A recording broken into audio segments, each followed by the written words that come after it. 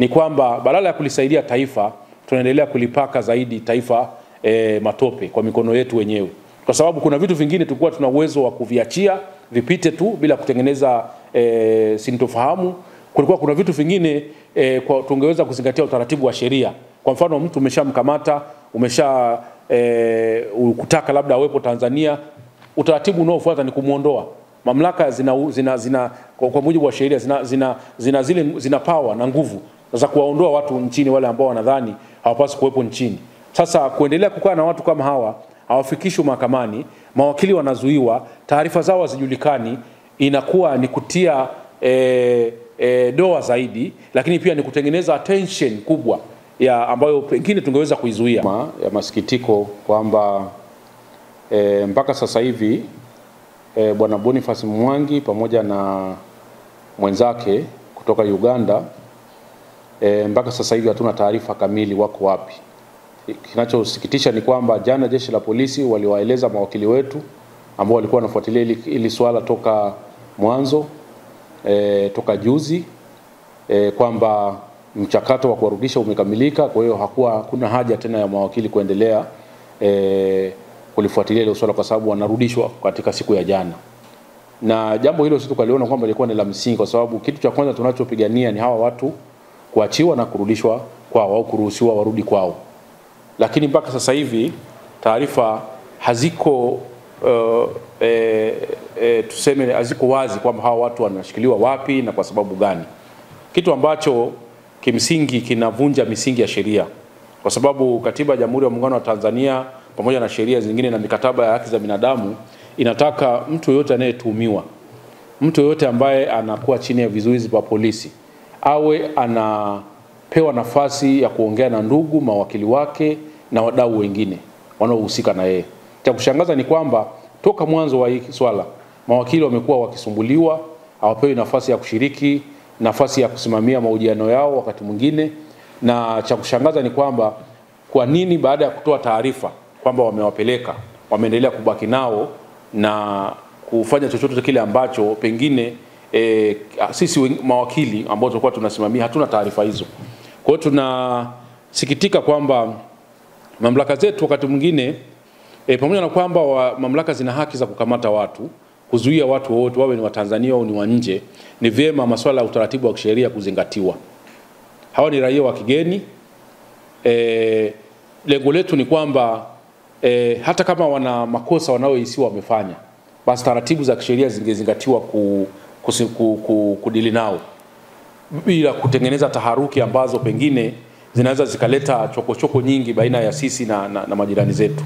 Jambo la msingi tu ni kwamba jeshi la polisi na mamlaka zinazohusika hasa upande wa uhamiaji wazingatie swala zima la masuala ya kisheria, utaratibu wa kisheria wanapokuwa wanamtuhumiwa mikononi mwao. Kitu cha kwanza cha msingi, wasifanye jambo lolote bila kuwa na wakili au ndugu wa karibu. Hao watu tayari kulikuwa kuna mawakili wanawasimamia, ni vyema jambo lolote wanalolifanya, hata hiyo kuwataka kuwarudisha, utaratibu wa kuwarudisha ilikuwa ni makosa pia kuwaengua mawakili katika mchakato wa kutaka kuwarudisha. Kwa hiyo tunachotoa ni kwamba serikali yetu tunaishauri, cha kwanza hawa watu warudishwe kwao, na mchakato wa kurudishwa kwao uwe wa wazi na ukweli, na serikali na jeshi la polisi na mamlaka zinazohusika zitoe taarifa kuliko kufanya vitu kwa usiri mkubwa.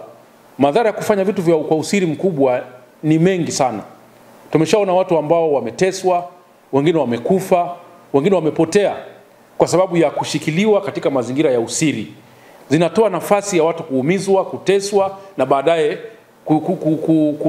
kupewa taarifa kwamba hatujui na hatukuwa naye. Tumeshaona watu ambao walikuwa wameshikiliwa mikononi mwa polisi na baadaye taarifa zinatoka kwamba hatumfahamu, hatuwajui.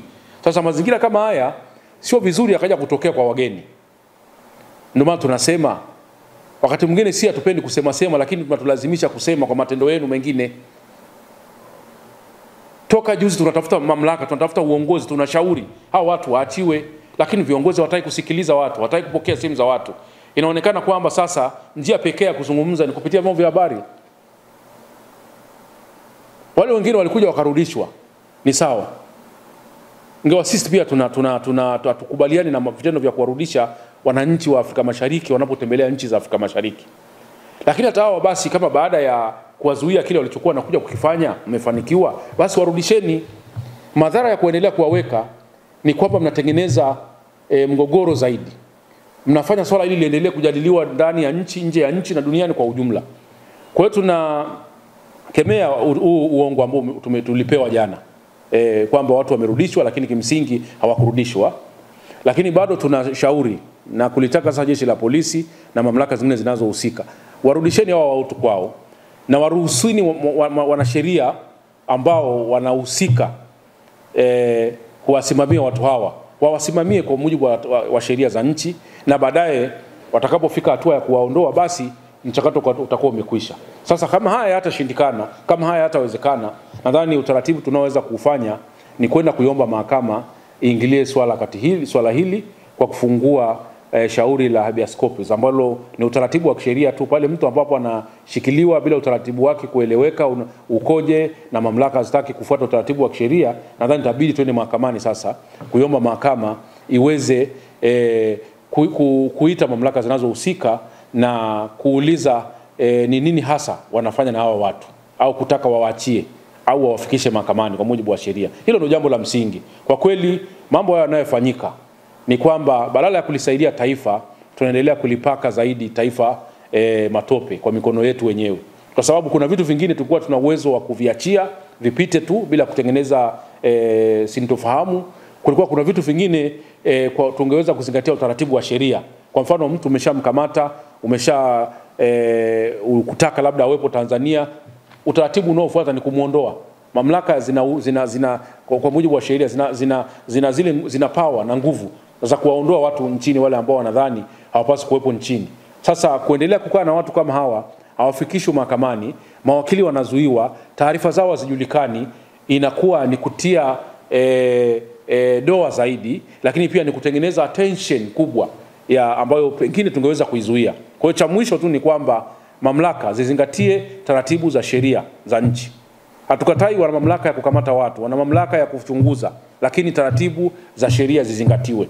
Unapotaka kumchunguza mtu, awe ni Mtanzania awe asiwe ni Mtanzania, hana haki ya kuwa na wakili, hana haki ya kuwakilishwa wakati wa uchunguzi wote ule.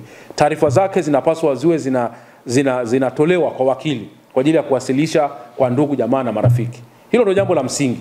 Tunashauri sana jeshi la polisi na vyombo vingine vya mamlaka ya usalama, tunapokuwa tunakamata watu, tusizuie mawakili, tusizuie wanasheria kuwa karibu na wale watu, kwa sababu ndio njia pekee ya kutoa taarifa baina ya mtuhumiwa na ndugu zake na jamaa zake wengine.